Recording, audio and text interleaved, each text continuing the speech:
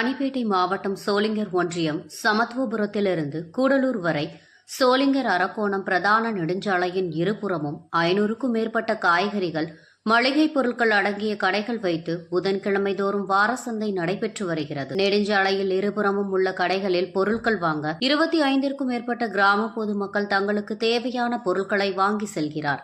பொருட்கள் வாங்குபவர்கள் நெடுஞ்சாலையிலேயே வாகனங்களை நிறுத்திவிட்டு கூட்டம் கூட்டமாக பொருட்கள் வாங்குவதால் போக்குவரத்து பெரும் பாதிப்பு ஏற்படுகிறது.